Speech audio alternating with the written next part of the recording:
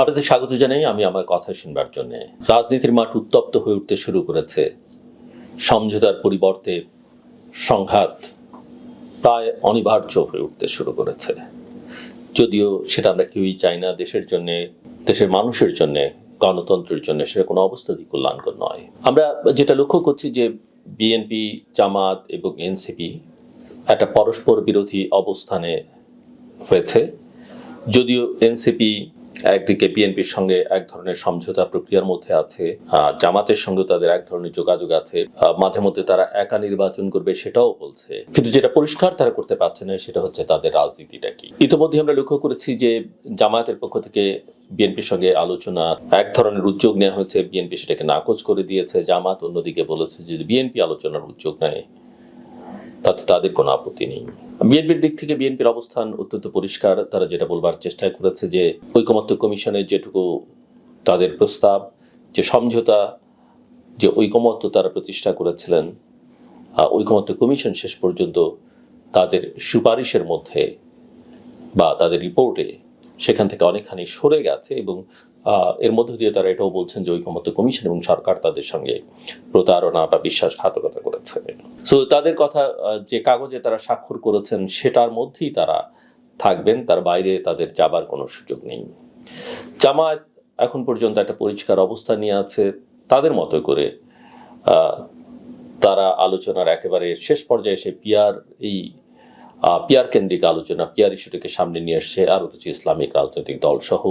ইসলামী আন্দোলনও সেই একই পথে। এনসিপিও পিয়ার চেয়েছে, কিন্তু এনসিপির কণ্ঠস্বর এখন আর আগের মতো অতটা জোরালো নেই, যেহেতু তারা নির্বাচনীয় নানা রকমের মধ্যস্থতার মধ্যে আছে। তবে এনসিপি একটা বিষয় এখন পর্যন্ত একটা কঠোর অবস্থান বজায় রেখে চলেছে, সেটা হচ্ছে যে জুলাই সনদের বাস্তবায়ন আদেশটা তারা দেখতে চায় এবং সেই আদেশ স্বাক্ষর করতে হবে প্রধান উপদেষ্টাকে। যদিও কোনো ধরনের অর্ডিন্যান্স বা আদেশ প্রধান উপদেষ্টা বা প্রধানমন্ত্রী করতে পারেন কিনা, যেখানে একটা সাংবিধানিক সরকার আছে এবং এই সরকারকে সংবিধানের আওতার মধ্যে একটা সরকার হিসেবে বিবেচনা করা হয়, কিন্তু এনসিপির সেটা দাবি। জামাত পিয়ার নিয়ে অনড়, তার চেয়ে বেশি অনড় তারা গণভোটের দাবি নিয়ে এবং এই জুলাই সনদ দেশের মানুষ অনুমোদন করে কিনা সেটার জন্য তারা একটা গণভোট চাইছে। যদিও এর টেকনিক্যাল বা সায়েন্টিফিক দিক নিয়ে বিতর্ক করবার যথেষ্ট সুযোগ রয়েছে। যে ধরনের গণভোটের কথা বলা হয়েছে, যে গণভোটে বিএনপিও রাজি যদি সেটা জাতীয় সংসদ নির্বাচনের দিনে হয়, আর জামাত তো আগেই চাইছে। বিএনপি কোনো অবস্থাতেই আগে গণভোট মেনে নেবে না, সেটা তাদের বক্তব্য পরিষ্কার। এবং জামাত আবার একথাও বলছে, নানা রকমের কথা তারা বলছে। ওদিকে হাত বা আঙুল বাঁকা করবার কথা বলছে, ঢাকা শহরকে অচল করে দেবার কথা বলছে, অনেক কথা তারা বলছে। এবং 11 তারিখে তারা একটা ঢাকার তাদের যে রাজনৈতিক সমাবেশ আছে সেখান থেকে কঠোর একটা কর্মসূচি দেবার কথা বলছে। অন্যদিকে বিএনপি বলছে যে আন্দোলনের হুমকি দেখিয়ে লাভ নেই এবং তাদের সামর্থ্য বা শক্তি সেটাও কম নয়। কাজে কেউ যদি নির্বাচন বানচালের ষড়যন্ত্র করে সেটাকে তারা রুখে দেবার চেষ্টা করবে। কিন্তু জামাতের বক্তব্য যে স্পষ্ট, তারা জাতীয় সংসদ নির্বাচন ফেব্রুয়ারিতে চায়, কিন্তু নির্বাচন ফেব্রুয়ারি থেকে যদি পিছিয়ে যায় তাতেও তাদের কোনো আপত্তি নেই, কিন্তু গণভোটটা আগে করতে হবে।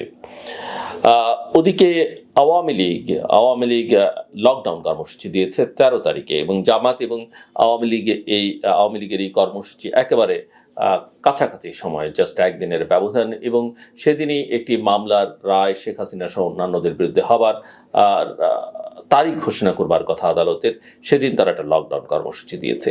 সো জামাতের এই যে উত্তাপ বা ঢাকাকে অচল করে দেবার যেই বক্তব্য, তার সঙ্গে আওয়ামী লীগের লকডাউন, যদিও দুটো ভিন্ন দিনে, মাঝখানে 12 তারিখ আছে, কে কোন ঘটনা ঢাকায় ঘটাবে বা দেশের ভেতরে কোন অকারেন্স ঘটবে, কোন দুর্ঘটনায় ঘটবে এবং কার দায়িত্ব কে নেবে, কোনটার দায়িত্ব কে নেবে, কোনটার দায় কে কার উপরে চাপাবে, একটা নিজেরা করে অন্যের উপরে দায় চাপানো, এগুলি নিয়ে জনমনে আশঙ্কা যথেষ্ট পরিমাণে তৈরি হচ্ছে। এই সংঘাত বা এই বিতর্ক আসলে যেটা যে জায়গায় বাংলাদেশকে নিয়ে যাচ্ছে সেটা মোটামুটিভাবে স্পষ্ট, যে ফেব্রুয়ারির নির্বাচনটাকে আসলে এক চরম অনিশ্চয়তার দিকে ঠেলে দেওয়া হচ্ছে। যে কথা আমি বহুদিন ধরেই বলছিলাম যে আমি আসলে নির্বাচন দেখি না, আমি আজও বলতে চাই আমি নির্বাচন দেখি না। হ্যাঁ, আপনি জোড়াতালি দিয়ে একটা কিছু করবার চেষ্টা করতে পারেন, কিন্তু সেটা হিতে বিপরীত হবে এবং বুমেরাং হয়ে দাঁড়াতে পারে। এবং সবচেয়ে বড় কথা যে এবারকার নির্বাচনকে সামনে রেখে যে ঘটনাগুলো ঘটতে যাচ্ছে সেটা অত্যন্ত সংঘাতময়, উত্তেজনাপূর্ণ এবং সহিংস ঘটনা বলি। ইতিমধ্যেই বিচ্ছিন্ন কিছু কিছু ঘটনা সারা দেশে ঘটেছে, কিন্তু এগুলোকে বিচ্ছিন্ন করে দেখবার সুযোগ নেই। গোলাগুলির ঘটনা ঘটেছে, হতাহতের ঘটনা ঘটেছে, কিন্তু সবচেয়ে বড় কথা হচ্ছে যে বিএনপির মধ্যে যে অভ্যন্তরীণ কোন্দল সেটা চাঙ্গা হইবার আশঙ্কা আছে। আওয়ামী লীগকে তাদের নিজেদের অস্তিত্ব রক্ষার স্বার্থে সক্রিয় হইবার একটা আশঙ্কা রয়েছে। একই সঙ্গে জামাত তার যে ৫৪ বছরের মধ্যে সবচাইতে অনুকূল সময় জামাত পার করছে, সেখানে তার যে শক্তিমত্তা, একক শক্তিমত্তা, সেটা প্রদর্শনের একটা সময় হচ্ছে।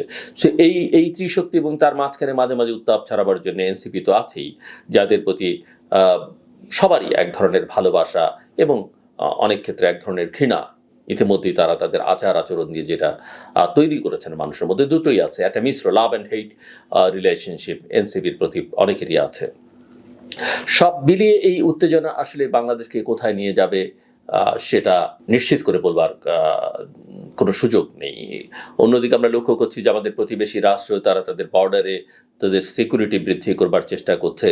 তারা একটু কড়া ভাষায় আবার কথাবার্তা বলবার শুরু করেছে, যেটা গত 1 বছর তারা বলেনি। এর পাশাপাশি যে বিতর্কটা ধীরে ধীরে চাঙ্গা হতে শুরু করেছে যে বিএনপির এত আগে নমিনেশন দেওয়াটা ঠিক হয়েছে কিনা এবং তাতে তার দলীয় শৃঙ্খলা সে কতখানি অটুট রাখতে পারবে সেটা নিয়ে একটা বড় বিতর্ক তৈরি হয়েছে। বিএনপি সংস্কারের কথা বলছে, অনেক কথা বলছে, কিন্তু একটা জায়গায় অনেকেরই খটকা লেগেছে যে বিএনপির নারীদের মনোনয়নের ক্ষেত্রে বিএনপি একটা বড় কার্পণ্য দেখিয়েছে বলে মনে হচ্ছে। এটা 5% হয়নি যে 237 জনের মধ্যে 10 জনকে মনোনয়ন দিয়েছে এবং 10 জনের মধ্যে প্রায় 10 জনই বলা যেতে পারে বা যে পারিবারিক সূত্র ধরে, কারো বাবা কারো স্বামীর সূত্র ধরে তারা মনোনয়ন পেয়েছেন। রাজনৈতিকভাবে তারা অনেকেই সক্রিয় ছিলেন, নেতৃত্বে ছিলেন এবং আরেকজন যেমন সানজিদা তুলির কথা বলা যেতে পারে, সেটাও একটা ভাইয়ের সূত্রে, যে ভাই গুম হয়ে যাওয়ার কারণে তিনি এক সময় একটা আন্দোলন তৈরি করেছিলেন মায়ের ডাক নামে একটা সংগঠনের মধ্য দিয়ে, কিন্তু সেখানে একটা ভাইয়ের সূত্র কেউ কেউ খুঁজবার চেষ্টা করছেন। এর বাইরে আসলে যদিও এদের মধ্যে অনেকেরই নিজ নিজ গুণাবলিতেও তারা সামনে চলে এসছেন, সেটা অস্বীকার করবার সুযোগ নেই, কিন্তু মাঠে ঘাটে রাজপথে বিএনপির অনেক নারী সদস্য সক্রিয় ছিলেন বিগত বছরগুলোতে। টেলিভিশনের পর্দায়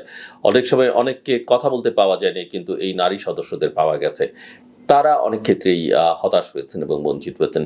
সংখ্যালঘু বলতে আমরা কাউকেই বলতে চাই না, কিন্তু ধর্মীয় সংখ্যালঘু হিসেবে যারা আছেন সেই সম্প্রদায়ের মানুষদের মনোনয়নের ক্ষেত্র প্রপোর্শনেটলি এটা কতখানি হয়েছে, যদিও নির্বাচন মানেই হচ্ছে যে জিতবে তাকেই মনোনয়ন দেওয়া হবে, এর বাইরে অন্যকে, কারণ নির্বাচনটা অনেকটা ব্যাটেল বা ওয়ারের মতো। তো সেই ক্ষেত্রে এই যুদ্ধে জেতার জন্য যিনি জিতবেন তাকেই মনোনয়ন দেওয়া হয়, কিন্তু তারপরে অনেক কনসিডারেশন থাকে। সেই কনসিডারেশন থেকে নৃতাত্ত্বিক জনগোষ্ঠী বা অন্য ধর্মাবলম্বীদের যে পরিমাণ মনোনয়ন দিয়েছে সেটা সন্তোষজনক কিনা সেটা নিয়ে একটা বিতর্ক তৈরি করবার চেষ্টা আছে, সুযোগও আছে। তো এই জায়গায় যেহেতু বাকি সিটগুলোতেও এখন অনেকেই বলতে পারে যে যুদ্ধে জেতার প্রশ্নই যদি ওঠে, নির্বাচনে জেতার প্রশ্নই যদি ওঠে, তাহলে অথবা কেন অন্যদেরকে কনসিডার করতে হবে, তাহলে শরিকদের যে বিবেচনায় কনসিডার করা হচ্ছে, যে প্রায় সবাই এক বাক্যে বলেন যে বিএনপি শরিকরা আসলে নিজ নিজ প্রতীক নিয়ে, বিএনপি যদি সেখানে কোনো প্রার্থী নাও দেয় তাদের পক্ষে যেটা আসলে সম্ভব হবে না। কাজে এই বিষয়গুলো মাথায় রেখেই আসলে ব্যালেন্স করতে হলে সকল ক্ষেত্রে করতে হবে, ব্যালেন্স না করতে হলে জেতার জন্য যেটা করা উচিত সেটাই করতে হবে।